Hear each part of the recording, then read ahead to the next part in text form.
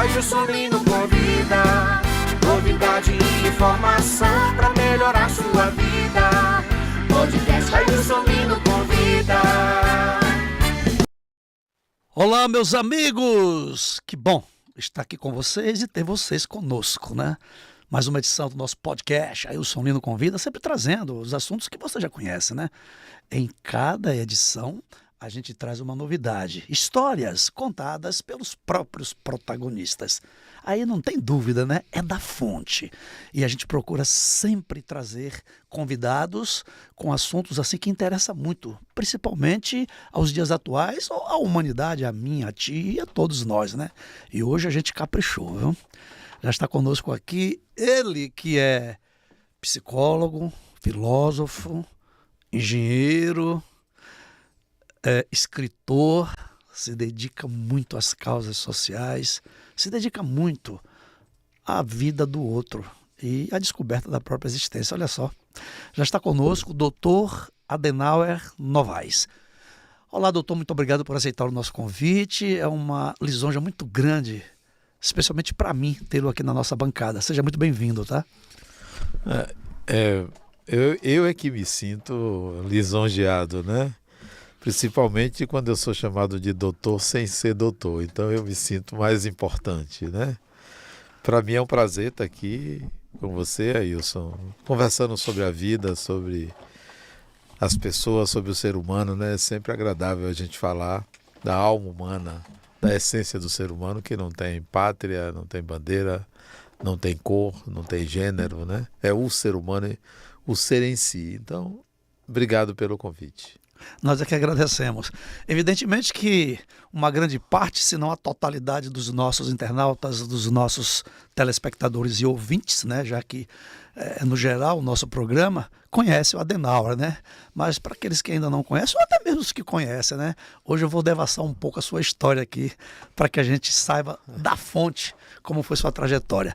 Então você nasce em Acajutiba, aqui na Bahia, né? Vai para as escolas, várias faculdades, a princípio engenharia, né? E depois você se interessou, enveredou aí pelo espiritismo, psicologia, filosofia e também como escritor. O que te levou a sair do mundo da engenharia para se interessar pela psicologia e daí tantas outras coisas a partir? Veja, eu nasci numa cidade muito pequena, no interior da Bahia, chamada Acajutiba, e me identifiquei muito com meu pai. Meu pai foi soldado do Exército e ele gostava muito de estudar, sempre gostou de estudar. Ele me ensinou a ler, eu tinha 3 anos de idade. Ele me ensinou matemática, me ensinou a ler aos 3 anos. Ele sempre me colocou como um objeto de interesse dele, de alguém que deveria aprender sobre a vida. Viemos para morar em Salvador, na periferia de Salvador, no bairro de Fazenda Grande, do Retiro, quando eu tinha 8 anos de idade. Meu pai teve 10 filhos com minha mãe, eu era o 5º filho. Então eu me interessei pela matemática por influência dele. E resolvi fazer vestibular para a engenharia também por influência dele. Não era assim eu não tinha uma vocação, eu não me via escolhendo uma profissão. A profissão de engenharia foi por influência dele. Mas eu me sentia um jovem muito esquisito, né? Fiz engenharia, me formei e me tornei espírita antes de entrar na faculdade. Aos 17 anos eu conheci o espiritismo quando eu estudava em Campinas, São Paulo, na Escola Preparatória de Cadetes do Exército. Lá eu conheci o espiritismo porque um colega meu, me achando um pouco triste, me levou dentro da unidade militar a ouvir uma palestra sobre espiritismo. E eu achei aquilo muito interessante, achei que aquilo preenchia algo dentro de mim. Então ali eu comecei a minha trajetória espírita, a frequentar, a ler, a conhecer. Entrei na faculdade de engenharia e ao mesmo tempo eu já era espírita aqui na Bahia, aqui em Salvador. Tinha voltado da escola de cadetes lá de Campinas e me liguei ao movimento espírita. Então eu estudava muito o espiritismo e fazia faculdade de engenharia. Me formei em engenharia, me tornei engenheiro, prestei concurso para a Caixa Econômica Federal, me tornei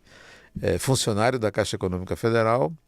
ao mesmo tempo estudante de engenharia, ao mesmo tempo já palestrante espírita.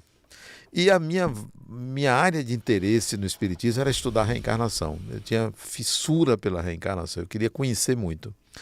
Estudei muito reencarnação, mandei buscar livros nos Estados Unidos, que é o país que mais se escreveu e pesquisou sobre reencarnação.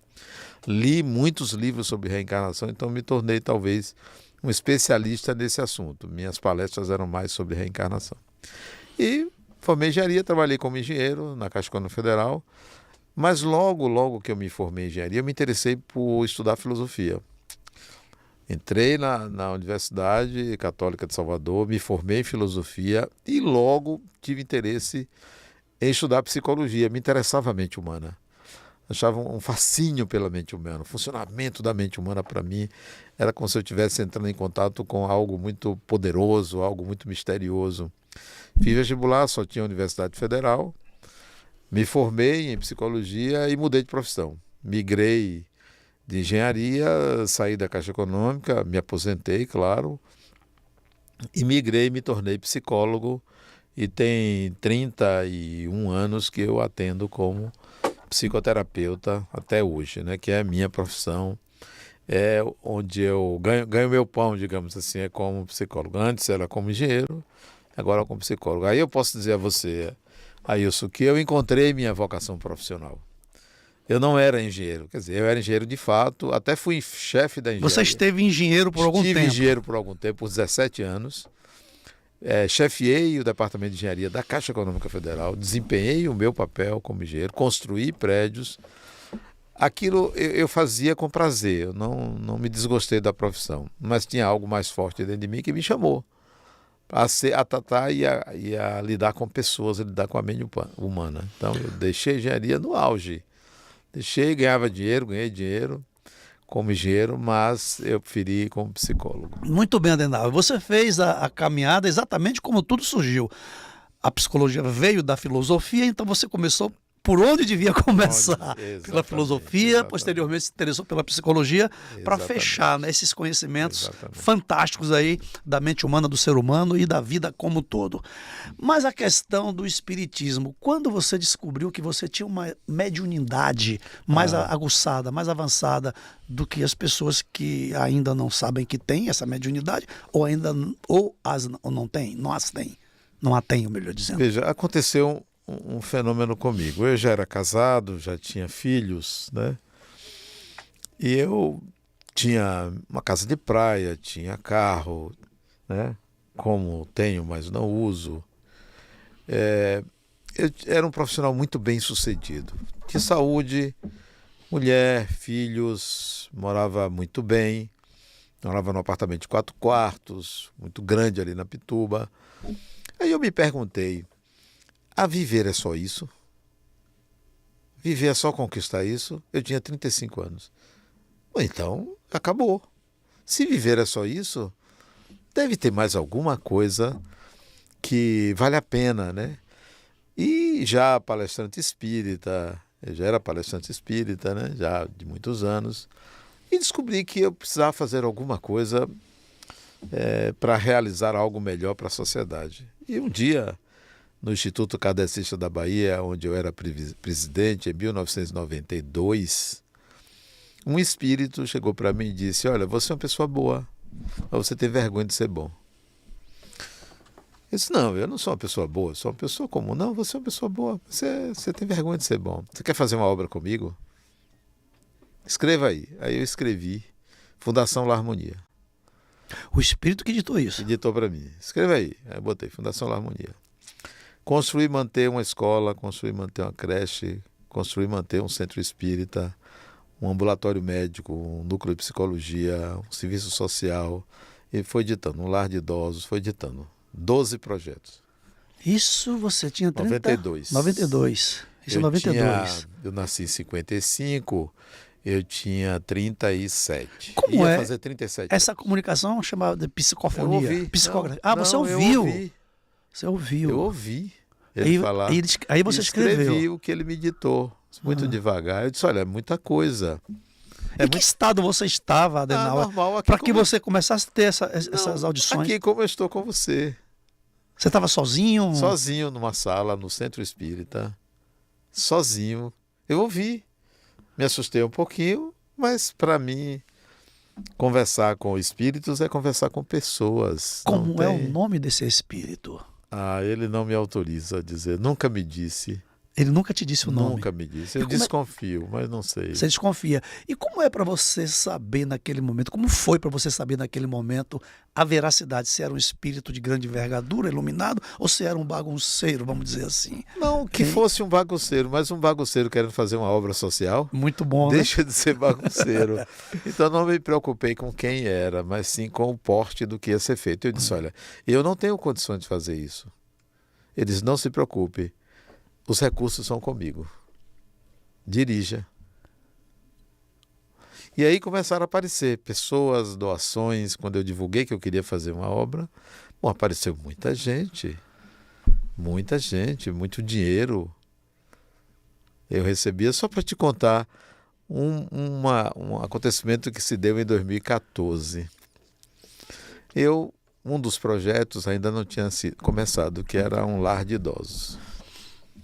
Aí ele me disse, está na hora de começar um lar de idosos, procure um terreno. É assim. Aí eu viajei. E um amigo meu me ligou, eu estava na Itália. E disse, Adenauer, você nos seus projetos não é construir um lar de idosos? Eu tenho um amigo que tem um terreno. Mas peraí. Ele falou isso do nada ou você já havia expressado? Não, eu não expressei nada para ninguém. Esse amigo seu falou desse jeito para você? Desse jeito para mim. Seus projetos não é construir um lar para idosos? Aí eu disse, mas eu tenho um amigo que está querendo vender um terreno próximo de você. Eu disse, olha, agora eu não tenho condição de cuidar disso, eu estou viajando. Eu estava na Itália. Quando eu voltar, diga ele que me ligue. Eu voltei num sábado de noite, 11 horas da noite, o sujeito me ligou. Não, aqui quem fala é fulano de tal, eu tenho um terreno ali perto, a gente podia ver amanhã. Eu mesmo cansado disse, tá bom, amanhã. No dia de domingo eu fui com ele. Ele tinha até uma Harley Davidson, professor da UFBA, peruano ele. Aí fomos ali atrás. Quando chegou na porta do terreno... Onde é hoje? Onde é hoje o Lar dos Idosos, isso em 2014. Sim. O espírito me disse, compre. Eu não tinha um centavo. Legal. Compre. Que história Ele bacana. pediu 400 mil, eu ofereci 350 mil. Baseado em que você ofereceu nada. 350 mil? Em nada. E comprei o terreno por 350 mil. Onde é que você arrumou o dinheiro? No domingo. Na quarta-feira, na casa de um amigo, para resenhar a viagem, que ele foi para a viagem, ele disse, Adenauer, eu soube que você viu um terreno no domingo, mas ele soube porque esse amigo meu que disse que o amigo dele tinha um terreno para me mostrar, falou com a esposa dele que falou com a minha e que chegou a esse outro. Aí ele já foi uma coisa física, não física, não foi espiritual. Não aí, foi espiritual. Eu fui ver um terreno, ele disse, quanto é? Eu disse, 350 mil. Ele disse, eu dou 200. O resto você peça aos seus amigos. Eu dou 200. E me deu 200 mil. Sem eu pedir. E disse assim, tá vendo ali fulano que é seu amigo? Peça a ele. Aí eu fui, nosso amigo, contei a história, nosso amigo está dizendo que você tem um dinheiro para me dar. Ele disse, eu lhe dou 50 mil. 50 mil. Então só nessa festa foram 250.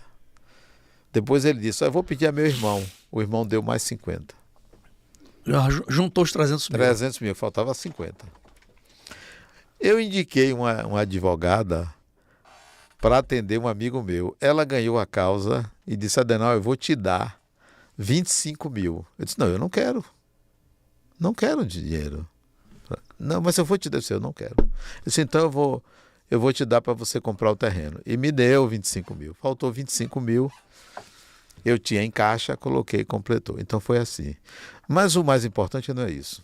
Em 2016 eu resolvi construir o lar de idosos. Construir. Com que dinheiro? Sem dinheiro. Fiz um orçamento com um engenheiro amigo meu da consultora MRM.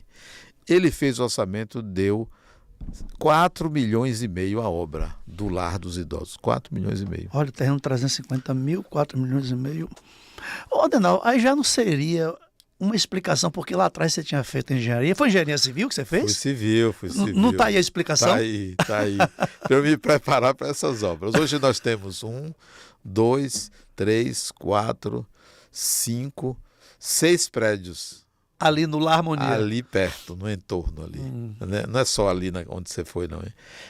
Próximo dali tem 1, 2, 3, que não é ali. Esses prédios tem como é que chama? Abriga o projeto ou está alugado para... O projeto. Abriga o projeto. Né? Bom, aí, 2016, eu resolvi, eu tinha um terreno, resolvi construir o Lar dos Idosos. Construí. Fiz orçamento, 4,5 milhões. E comecei a dizer, eu estou precisando de recursos. Comecei a falar. Aí uma paciente... Mas você começava a falar para quem? Para os seus amigos, para qualquer pessoa? Nas Palestras. Aí uma paciente minha, arquiteta, Melita Castro, disse, Adenal, eu faço o projeto de graça. Então, já tinha o projeto. Tinha um orçamento, tinha um projeto. Um amigo meu, o irmão dele faleceu. Aí ele me pediu para ir consolar a mãe dele. Eu fui na casa dele, na casa dela aqui no Pitubaville. Fui consolar ela. O filho faleceu, ela não tinha condição de ir ao velório, e eu fui lá consolá-la enquanto. Consolei. 15 dias depois, ele me diz, Adenal, minha mãe quer ver você. Eu fui lá conversar com ela. Fui lá, ela disse, eu soube que você quer construir um lar dos idosos. Quanto é? Eu disse, 4,5 milhões. Ela disse, eu dou 2 milhões. Assim. Gente do céu. Eu dou 2 milhões. Mas ela não deu os 2 milhões, ela deu 3. Ela não deu 2. Eu estou boquiaberto com essa história. Eu dou 2 milhões, mas na execução ela foi 3. Fazendo o resto apareceu. Então é assim que funciona quando você tem um projeto que envolve espíritos que se interessam pelo social. Deixa eu abrir um parênteses aqui, se você me permite, Adenauer.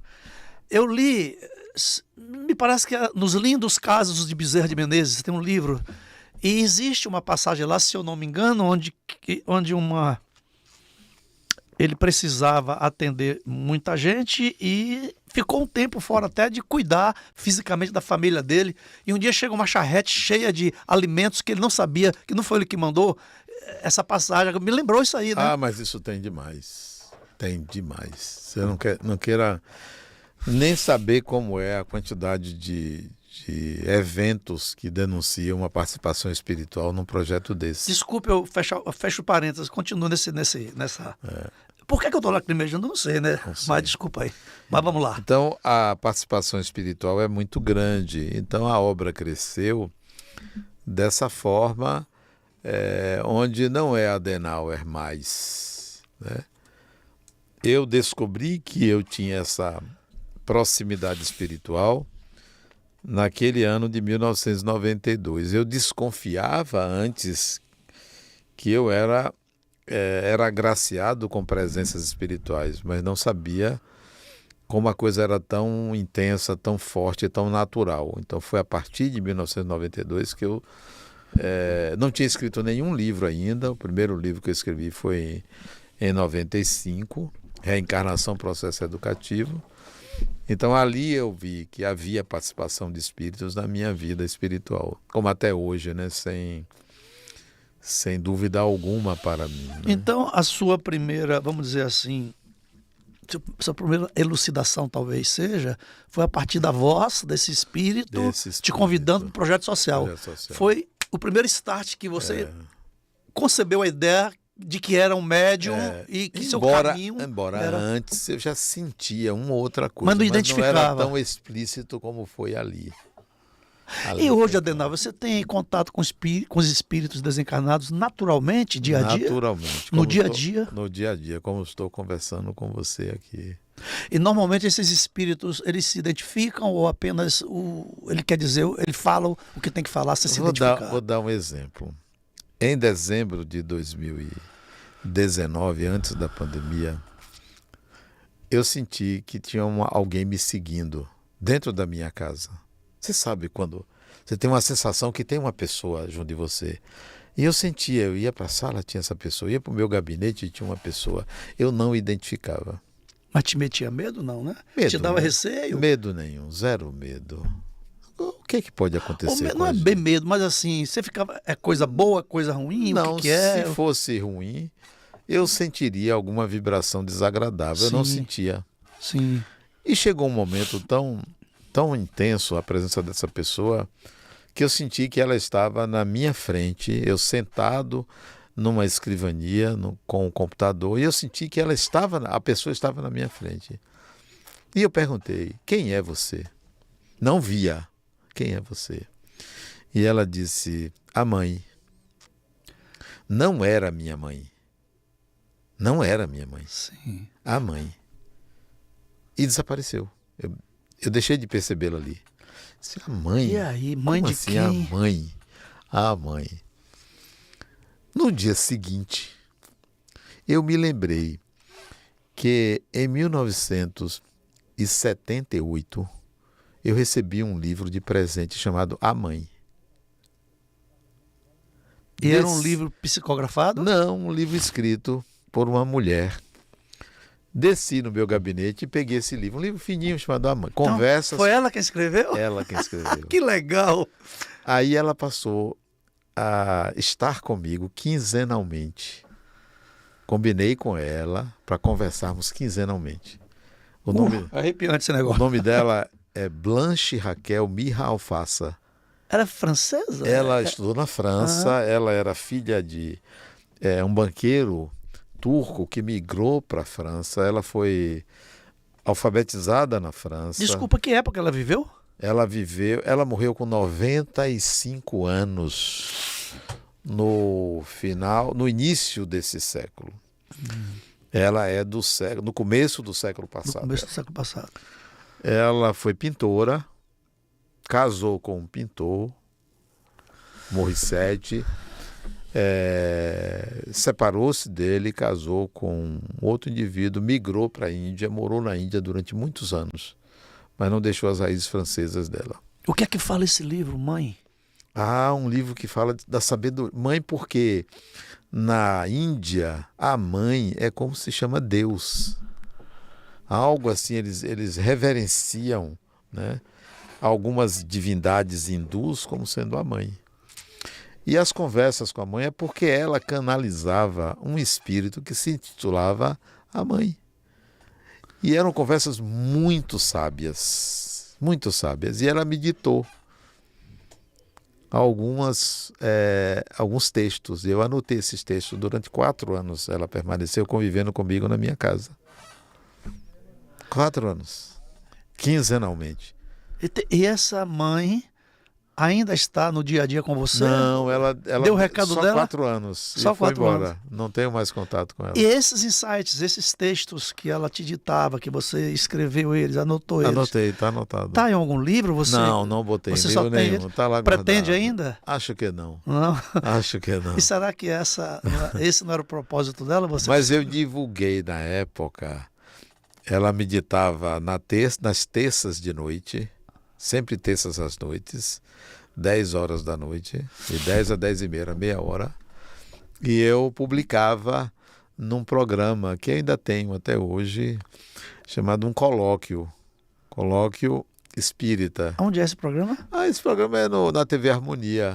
Sim. Lá da Fundação, um programa na internet. Então eu divulgava, depois não mais, quando ela desapareceu do meu radar. Então a convivência é uma convivência muito tranquila com pessoas desencarnadas, né? Não me traz nenhuma afetação, nenhum incômodo, não preciso estar rezando, não preciso estar concentrado, não. Mas você ora sistematicamente? Não. Não? Não precisa. Deixa eu te fazer. Deixa eu dar uma pausa nesse assunto. Pois eu não. quero voltar um pouco, que a gente já falou do Lar Harmonia. Inclusive, eu conheço o Lar Harmonia. Já participei de algumas palestras suas lá, não tão somente presenciais, como você já faz algumas via live, né? Bora falar do Lar Harmonia. Quantas pessoas são abrigadas lá, entre idosos, crianças, desamparadas? Enfim, o que é o Lar Harmonia hoje? O Lar Harmonia hoje frequenta semanalmente ou participa das atividades lá, semanalmente cerca de 5.000 pessoas, né? Presencialmente? Presencialmente, umas 4.000 presencialmente, É né? muita gente. Semanal, Adenal? Semanalmente, né? Só de alunos estudando o Espiritismo presencial, nós temos 1.800. EAD tem mais umas 2.500 pessoas EAD estudando Espiritismo. Mas presencial tem 1.800 pessoas, semanalmente. Os professores que estão lá, eles são voluntários ou são contratados pelo Lar Harmonia? Professores de quê? Desses cursos. Ó, nós temos 3 escolas públicas. Esses professores não são funcionários nossos, nem são voluntários. Eu tenho um convênio com a prefeitura que paga os professores e estudam em 3 escolas nossas. Então, esse é o projeto de educação. 3 escolas diferentes. São cerca de 600 alunos, mais ou menos, nas 3 escolas. Então, tem professores, educação formal. A criança entra com 2 anos e sai no 9º ano. Mas eles são internos? Eles Não vivem no são Lar Harmonia? internos, não são internos. Tem parte que é um turno só e parte que é integral. São 2 turnos. Né? Com alimentação, com tudo. Com né? tudo. Então, são 2 tipos. Bom, estudando Espiritismo, nós temos cerca de 200 voluntários professores. Voluntários. Sim. Tudo ali é gratuito. Nada ali é pago. Né? Tudo que você aprende ali. Você tem um serviço médico lá gratuito. Nós temos atendimento médico, 2.500 procedimentos por mês. Atendimento médico de 22 especialidades. Gratuito. Gratuito, tudo gratuito. Serviço de psicologia, atendimento gratuito. Serviço jurídico, atendimento gratuito. Agora mesmo nós vamos botar lá título de eleitor, a pessoa tirar o TSE lá, o TRF, o TRT, vários tribunais lá para atender, além do Que TJ relevância Bahia. tem esse trabalho seu? Além do Maravilha. TJ Bahia, que já atende lá o tribunal, tem um saque lá. Então, é muita gente que circula ali.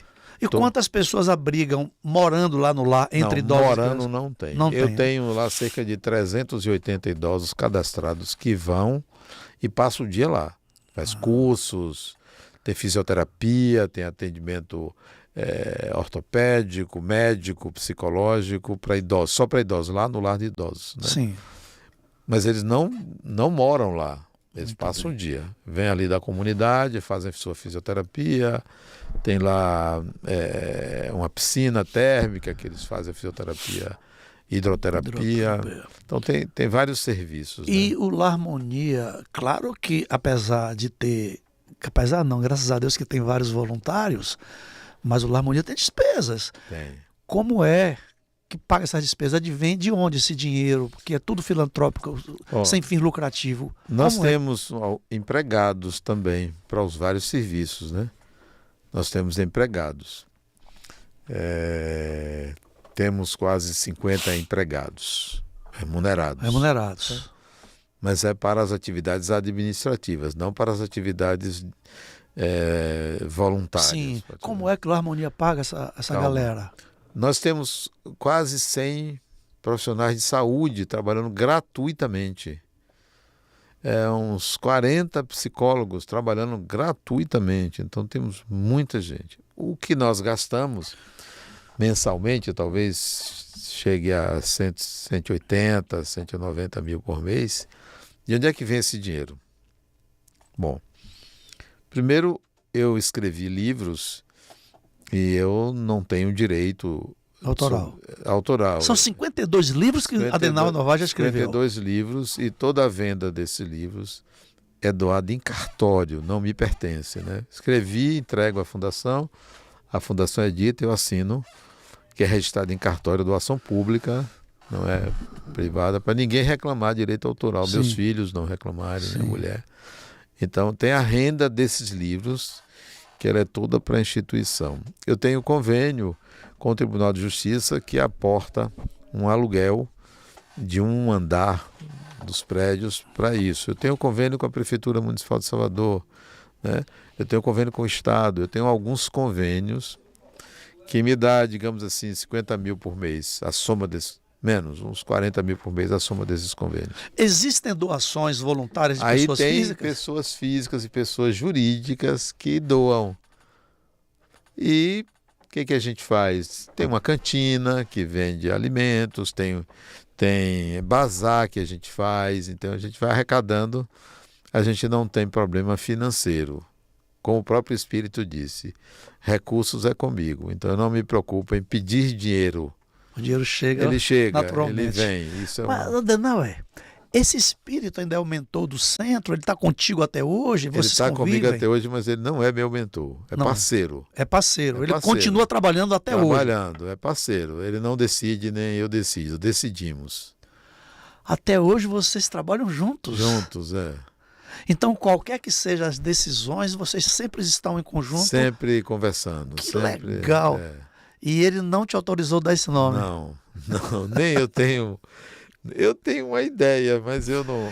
Esse espírito, quando encarnado na última encarnação, pelo menos era brasileiro? Não, Não, era né? brasileiro. Mas ele te falou em qual língua? Hein? Em qual língua? Em português. Ele falou em português? Mesmo, é Bom, muito claro. o brasileiro, mas ele falava português, ele viveu em algum lugar, né? Não. Eu tô querendo Não já era investigar. brasileiro. Investigar. Você não vai chegar lá, não. Vem cá, doutor Adenauer. Por favor, um pouquinho o bigode, chama aí. Eu me perdi agora. Sim, você falou nos filhos e na esposa. A sua família não é espírita? Não. Nem os filhos nem a esposa? Não, hoje sim, mas eu nasci numa família que era avessa ao espiritismo, né? Seus pais? Meus pais, principalmente minha mãe, não gostava que eu era espírita, né? Não gostavam. Então, seus pais já partiram? Já faleceram, meus pais já faleceram.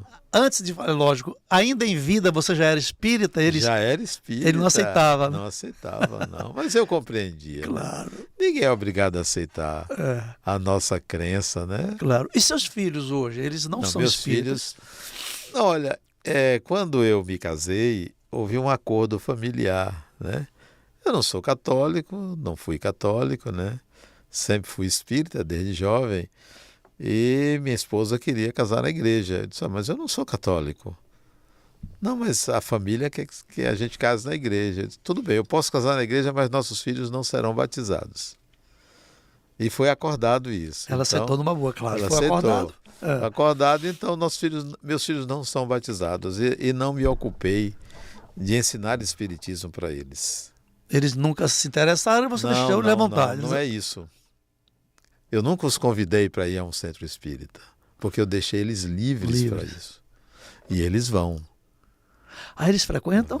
Não frequentam, trabalham. Trabalham lá. É diferente de frequentar. Ó, o meu filho mora em Salvador, eu tenho uma filha no Rio e uma filha em São Paulo.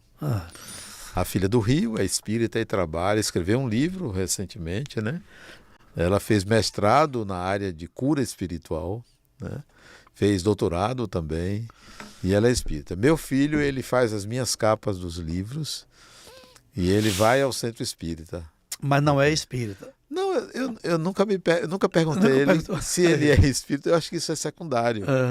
E minha filha, que mora em São Paulo, que é médica, ela também, quando está aqui em Salvador, vai para o centro. Mas eu nunca perguntei se ela é espírita ou se precisa fazer um credo espírita. Não, eu acho que o espírito é livre.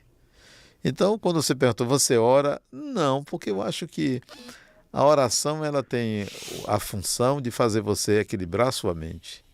A sua mente já é por vida equilibrada. De estabelecer uma conexão com o divino. Eu sinto essa conexão, então eu não preciso fazer, né? Mas nada contra quem faz. Claro, as suas obras já é em si uma oração perfeita, né? O seu acolhimento aos outros pode ser. Já é uma oração, eu vejo pode assim. Ser. Mas, Adenauer, você falou no início também, eu pesquisei um pouco aqui, até te acompanho também nas lives, né? Eu até me matriculei no curso Psicologia do Espírito, mas infelizmente eu não pude prosseguir, né? Assisti algumas aulas, algumas palestras, e eu queria mais falar sobre a psicologia do espírito, que você se interessa há muito tempo e vem desenvolvendo um trabalho espetacular, extraordinário aí nesse campo da psicologia do espírito, né? Me fala mais um pouco, para um leigo, o que é psicologia de uma pessoa encarnada, naturalmente, né? A gente vê que tem a mente, o corpo e tal, para a gente equilibrar. E uma pessoa desencarnada, que não tem o corpo talvez tem o que? A mente, o espírito. Como é que funciona a psicologia do espírito? Tá. Como é, Adenauer? Ailson, você é um espírito. Para mim, a única diferença entre você e alguém que já fez a passagem, meu pai ou minha mãe ou quem quer que seja, é que você construiu um personagem. Esse personagem que trabalha, que tem um programa, que tem filhos, isso é um personagem. Mas você é um espírito. E a psicologia do espírito, em vez de tratar só Ailson, o personagem desta dimensão que nasceu e é finito, eu enxergo você como um espírito. Quem é esse espírito? Que habita nesta personagem, neste corpo desse personagem. Não, que habita não, que construiu esse personagem. Então eu enxergo, eu percebo e eu analiso você como espírito. Como é isso? Suas tendências, os fatos mais marcantes da sua vida. E linko isso com vivências suas do passado, que eu não preciso saber. Mas é óbvio que para mim você não é fruto dessa vida só. Então, psicologia do espírito é a psicologia que enxerga a pessoa como espírito. Não é uma psicologia espírita. Não é. Eu não sigo os princípios do espiritismo para analisar você.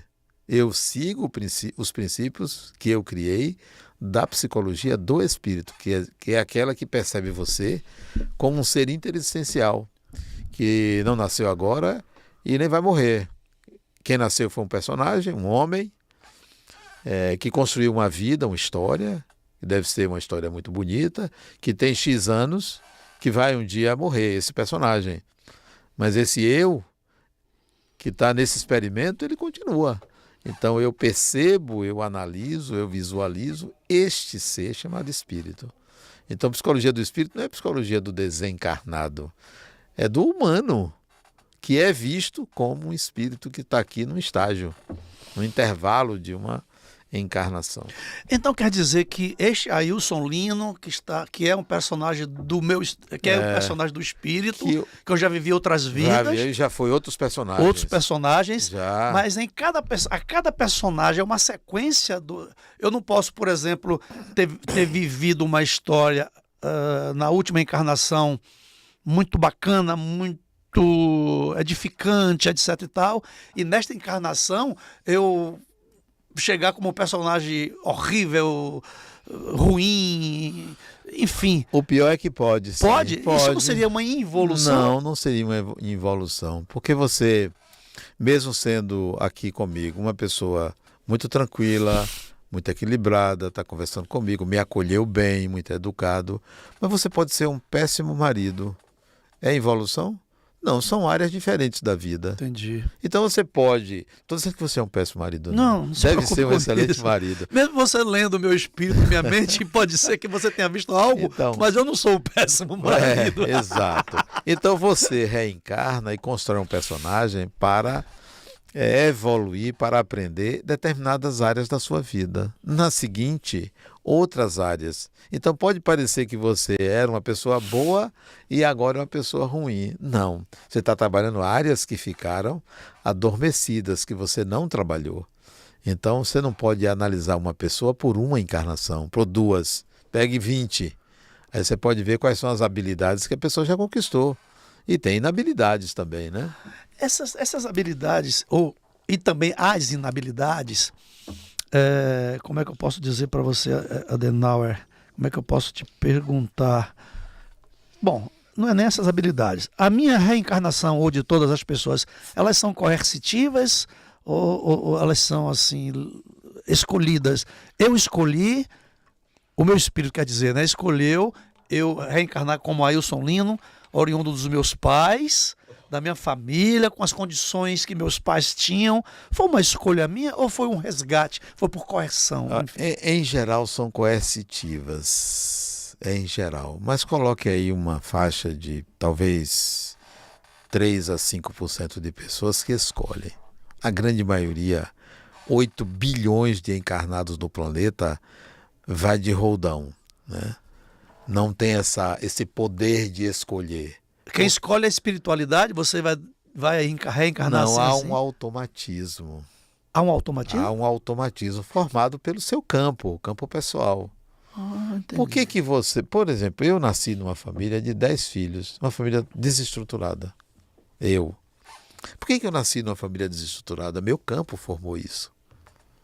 O que é que tinha em meu campo? A necessidade de aprender a conviver com pessoas desestruturadas. Eu tinha irmãos que eram muito problemáticos, com doenças graves. Então por que eu nasci nessas condições? É azar? Não. Eu precisava aprender a lidar com pessoas daquele tipo. Então meu campo que determina isso. É automático. Adenauer, pessoas com uma evolução extraordinária nesta vida, assim como Adenauer Novaes. Eu não. Eu, Me tire disso, vai. eu acho que isso é uma obra, isso a obra traduz. Mas a obra é coletiva, não é só eu, não. É muita gente fazendo. Eu acho, a partir da mensagem que você escutou até os dias atuais, você tem feito coisas extraordinárias Nada. aí no que tange ao pequeno. coletivo, responsabilidade social. Aí eu vou misturar um pouco de psicologia do nosso Carl Gustav Jung, né? O processo de individuação do ser humano, né? Que ele está nesse processo, enfim, e o processo do encarnado, que também está no processo de evolução. Eu vou citar aqui, já que você não quer que eu te cite, né? Eu vou citar Chico Xavier, eu vou citar Divaldo, eu vou citar o próprio Allan Kardec, Bezerra de Menezes e tantos outros. Esses espíritos, eles estão num processo de evolução tal que eles não necessitam e não vão mais reencarnar. Vão reencarnar, precisam reencarnar. Mas eles escolhem. Ah, esses já escolhem. Esses são os 5% que você falou. É 5%. Que legal. Esses escolhem. O Adenauer está nesses 5%? Vou te dar um exemplo. Eu estive há 3 semanas em Nova York. Fui passar uma semana lá. Eu gosto muito dos Estados Unidos, né? Vivi lá. Você estudou lá, né? Vivi lá na vida passada. E eu me lembrei que eu estive numa cidade americana chamada Lake Placid e resolvi ir lá, agora em setembro, agora em agosto, resolvi ir lá para ver se de fato eu estive nessa cidade. Para ver se eu me lembrava. Eu fui, não me lembrei. Não me lembrei. Sim, por favor. Mas quando eu estive em 2013 em outra cidade, eu me lembrei. Eu estive aqui. Então essa história que você teve em outra cidade, em outro país, e te veio na mente uma história que você viveu Isso. em vidas passadas, e daí como é que desenrolou? Me conta essa história, Adenauer, por favor. Olha, eu tive um sonho. Por volta do ano 2000, eu tive um sonho. Em 1999 eu fui 2000, eu não tenho precisão disso. Eu sonhei com uma fotografia que tinha 6 homens. E no sonho, um espírito me disse assim: você foi este homem, apontando para um dos 6. E tinha o nome desse homem. Aquilo não me impressionou, foi um sonho só. Aí eu fui pesquisar quem era aquele indivíduo. Foi um professor americano, teólogo, que ensinou numa universidade americana, que nasceu numa pequena cidade do estado de Nova York, ao norte do estado de Nova York, uma cidade chamada Asheville. E eu só estudei isso. Não me lembrei de nada. Não me lembrei de coisa alguma. Isso foi no início do século, final do século passado. 2012, estando na Espanha, o avião aterrissando no aeroporto de Barajas, eu me lembrei. Do sonho? Não. Da história. Da história. Eu me lembrei de locais, de nomes de pessoas, de emoções que eu tive. Lembrei. Era você? Era eu. Aí, 2013, eu fui lá. Reconheci vários locais onde eu vivi. Gente, você viveu lá, tinha vivido há quantos anos? Eu nasci em 1844. 1844. E com esse personagem. Aquele personagem. Aquele personagem, sim, claro. Esse que eu falo, aquele. 1844 e morri 80 anos depois, em 1924. Em 1917, eu publiquei livro. Desculpa, você morreu o personagem anterior em 1924? 24. E esse personagem nasceu em 1955, 31 anos depois. Pô, você reencarnou rápido. Relativamente rápido, 31 anos depois. Isso é muito raro, Adenauer. Não, não é raro, não. Não é não? Não é comum. Sim, mas desculpa, continua. E aí eu escrevi um livro em 1917 chamado Jesus o Cristo, à luz da psicologia. 1917. 4 anos antes de eu, ou 7 anos antes de eu desencarnar, eu publiquei um livro. Eu escrevi outros. Esse foi um dos últimos. Jesus, O Cristo à luz da psicologia. Nessa encarnação eu escrevi Psicologia do Evangelho, que eu analiso as máximas de Jesus à luz da psicologia junguiana. olha a conexão. Escrevi Jesus, o intérprete de Deus. Olha a conexão de novo. Mas veja o detalhe. Quando eu comecei a escrever o livro Jesus, o intérprete de Deus, eu não tinha me lembrado da vida. Eu comecei a escrever em dezembro de 2011. Eu me lembrei em fevereiro de 2012. Eu comecei a escrever esse livro. Eu tenho uma filha que ela fez doutorado na Inglaterra. E ela estava na Inglaterra. Ela soube, eu contei para ela que eu me lembrei da vida passada. E ela pediu esse livro na Universidade de Stanford, uma cópia, e me deu de presente o livro que eu escrevi em 1917. Você leu este livro e viu conexões toda o tempo todo. Calma. Aí ela esteve comigo, veio da Inglaterra, esteve comigo no meu aniversário, eu estava escrevendo Jesus, o intérprete de Deus. Eu disse, minha filha, veja aí no livro que eu escrevi em 1917, o que é que eu digo sobre o capítulo 5 de Mateus, versículo tal. Ela abriu, procurou, porque o livro que eu escrevi é uma análise das palavras de Jesus. E o que eu estava escrevendo é uma análise das palavras de Jesus.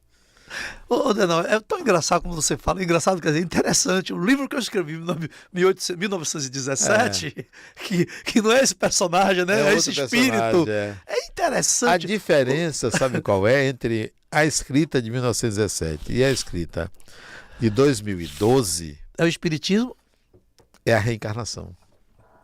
Porque antes eu era contra o espiritismo. Olha só. Eu não acreditava na reencarnação. Portanto, não acreditava na reencarnação.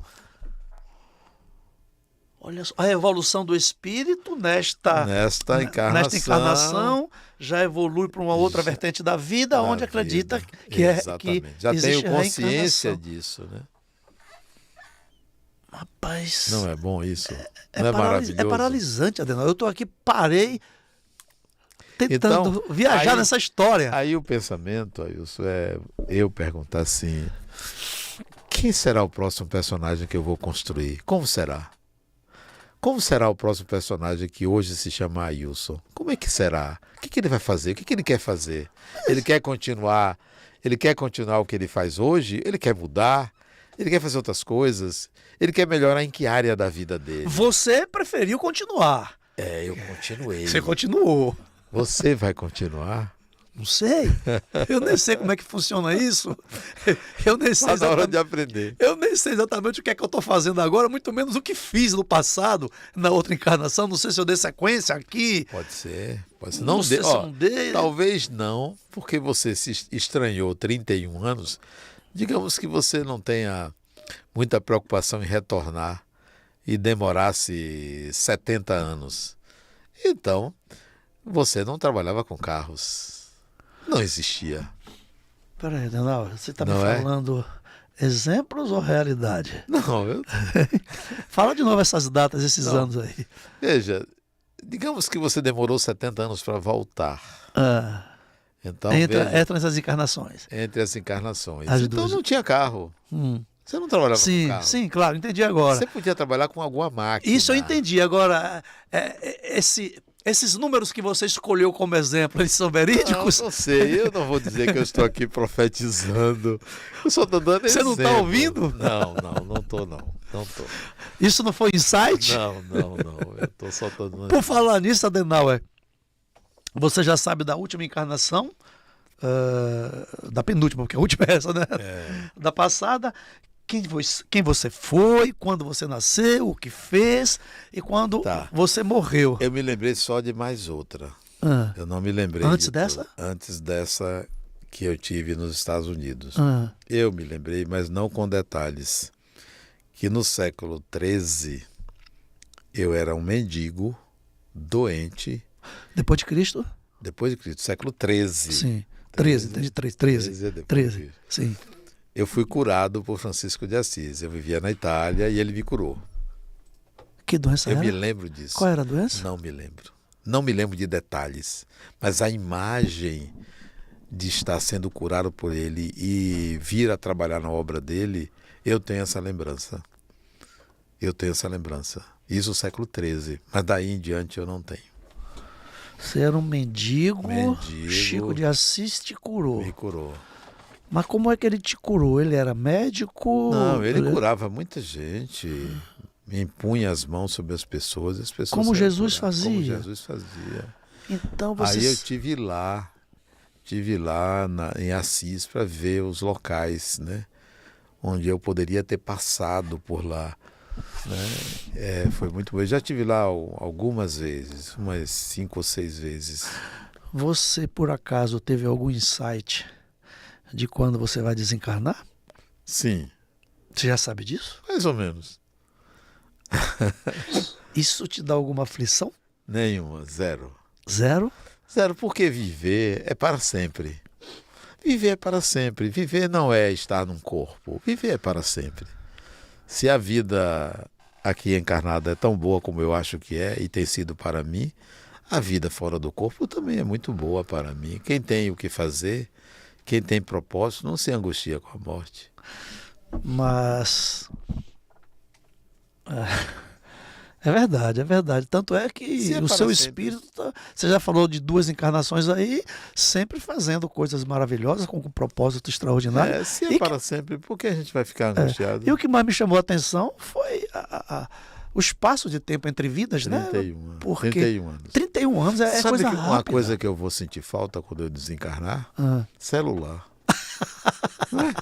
É uma coisa tão Você não precisa, você tem a telepatia, você tem a Não. psicofania, a psicografia, para que você celular quer celular? resolve um bocado de coisa. Não vai ter o Google, não vai ter... Acarajé eu não gosto. Acarajé não, né? Eu não Cara, gosto, não vai ter não. acarajé não, né? Sei não. Só tem aqui, né? E na Bahia, vamos dizer, né? Desculpa, Adão. Gente do céu, eu tô aqui ainda tonto com as informações e sem saber qual a pergunta que eu vou fazer agora, daqui pra frente. Você disse que ia fazer outras perguntas, faça. Mas, Adenauer, me diga uma coisa. Seu mentor espiritual, quem é? Não tenho, Não tem? não tenho. Todos não têm? Não, Todas você as pessoas pode que ter, não- por exemplo, você pode ter um mentor, digamos que você trabalha no rádio o tempo todo, Júnior, Pig. Pode ser que um espírito que trabalhou no rádio muitos anos possa se aproximar para ajudar. Então seria um mentor para este assunto. Mentoria quer dizer alguém que tem uma especialidade e pode lhe ensinar algum ofício, alguma coisa para você aprender. Então é possível você ter mentor. É possível que eu tenha um mentor quando eu vou consertar um carro que eu não tenho. Pode ser que tenha. Mas na minha vida, como ser humano, como pai, como marido, como irmão, como palestrante, eu não tenho mentor. Eu tenho amigos espirituais que possam partilhar comigo ali um momento, me inspirar em alguma coisa, mas não dirige minha vida de jeito nenhum. Minha vida é dirigida por mim, como todo mundo deve dirigir sua própria Com vida. livre-arbítrio, né? Adenauer, pessoas que nascem, vamos falar de crianças que nascem com deformidades físicas e até mentais, né? Crianças, eu diria, neurodivergentes, né?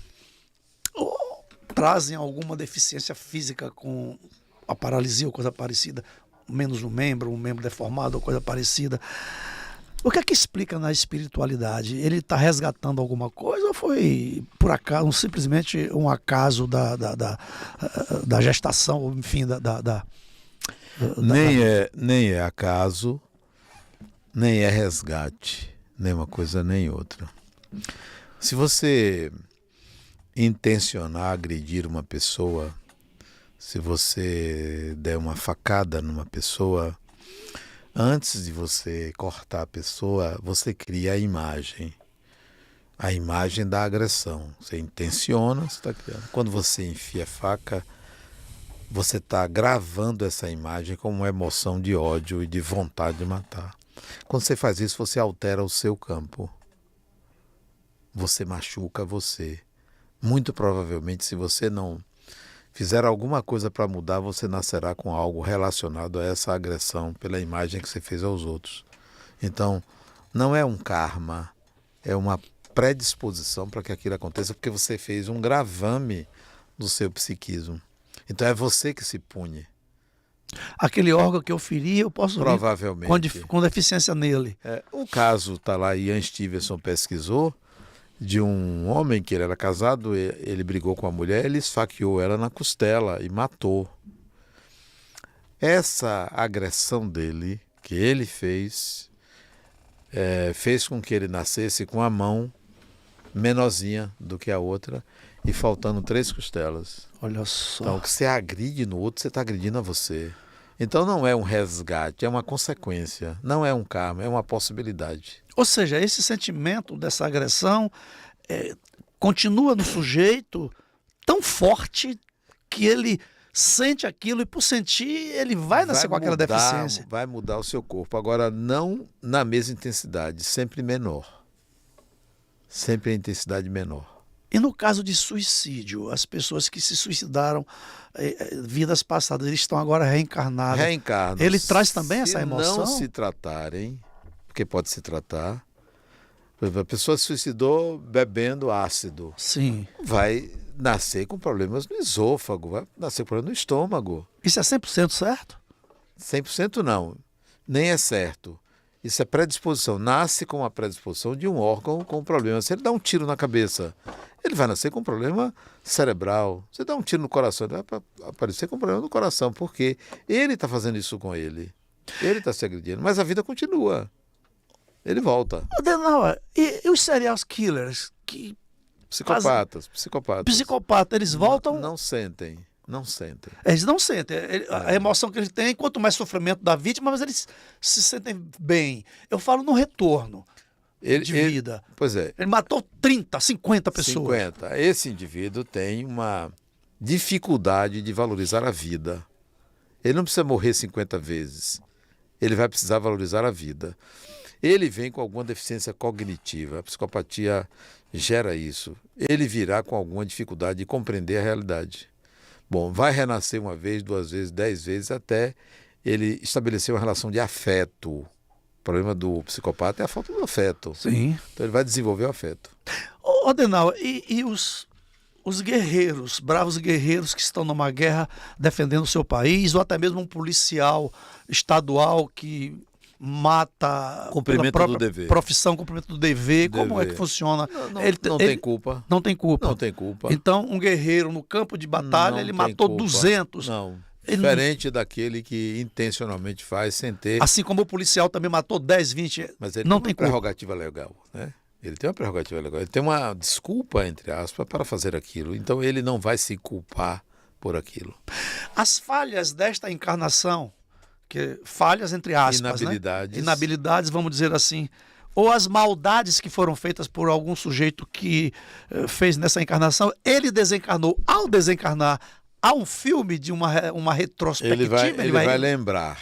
Ele vai lembrar. Vai se arrepender ou não? Poderá se arrepender, mas não será punido por isso. Não será punido. Não existe punição divina. Maldade que você fez foi inabilidade, foi ignorância. Você volta para aprender, não volta para sofrer.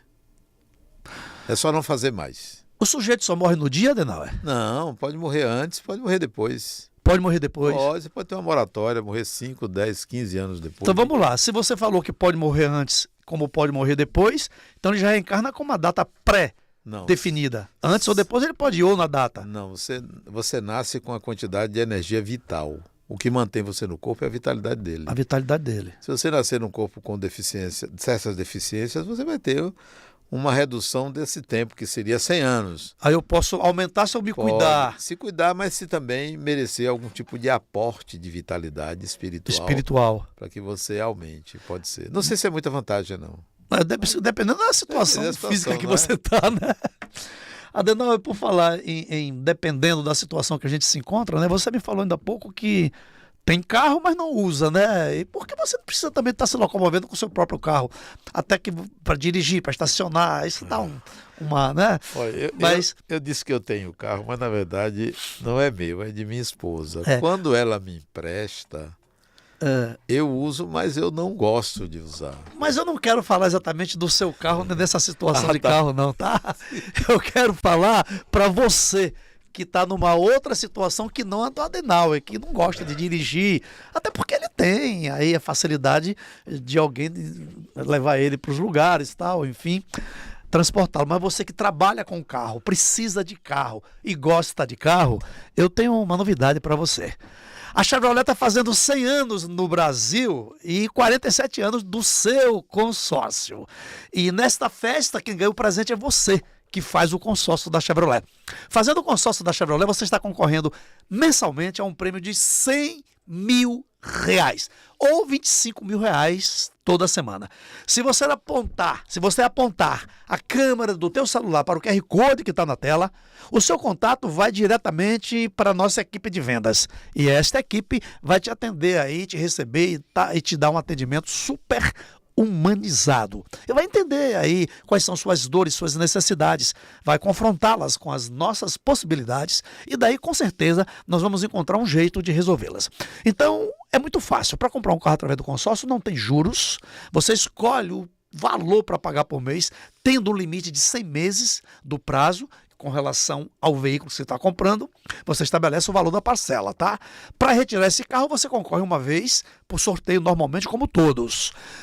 Mas se você tiver pressa, tem outras possibilidades dentro do sistema consórcio, como o lance. Mas não tão somente aquele lance que você já conhece, lance livre. A gente também tem ele. Mas tem também o lance fixo, que nesta modalidade, com apenas 30%, todos serão contemplados. Portanto, não é mais, não é menos. 30%.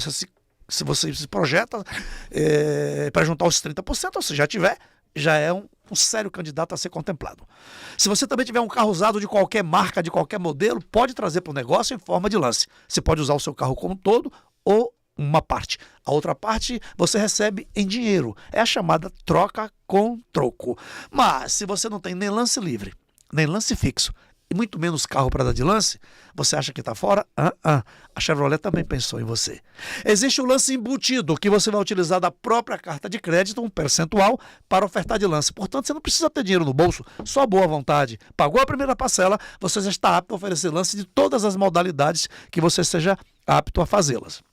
Portanto, é como a vovó já dizia, né? Fritar o porco na mesma banha. E como se tudo isso não bastasse, você ainda concorre semanalmente a um prêmio de R$25 mil em dinheiro, é lógico, na sua conta líquido, ou R$100 mil semanais também líquidos na sua conta, se você for agraciado com o prêmio Fidelidade. Então tá aí, pensou em carro, pensou em consórcio. Pensou em consórcio? Chevrolet é o caminho. Meu caro Adenauer Novaes, chegamos ao final, já ultrapassamos aí um minutinho, muito bem ultrapassado, tem muita coisa ainda para ser revelado com o Adenauer, mas não tivemos tempo. Eu quero agradecer imensamente essa oportunidade de estar aqui com você. Foi um dos melhores momentos da minha vida, eu posso te falar isso. Pelo fato de já acompanhar o teu trabalho, de conhecer o seu trabalho e de ser teu fã incondicional. E se você viu alguma coisa aí de quando é que eu vou morrer, não me diga não, viu? Muito obrigado, Adenauer. Eu que agradeço, para mim foi um prazer. Eu me sinto um pouco até inibido nesses momentos assim de entrevista e tal. Eu fico curioso em saber o que vai acontecer, né? Como é que vai se desenrolar. E eu gostei, foi muito bom. Que bom. Bom para todos nós. Para nós encarnados e para os desencarnados que estiveram e estão aqui presentes conosco. Eu tenho certeza que tem uma legião aqui de espíritos maravilhosos nos guiando, nos trazendo esse momento, nos acompanhando nesse momento maravilhoso. Obrigado, Adenauer. Obrigado. Valeu, galera. Então vamos ficando por aqui enquanto estamos encarnados. Vamos dar risada. Quando desencarnados, continuar trabalhando e rindo e produzindo felicidade para os demais. Podcast Ailson Lino Convida. Com você. Tchau. Fui. Até a próxima. Ailson Lino Convida. Novidade e informação pra melhorar sua vida. Podcast Ailson Lino Convida.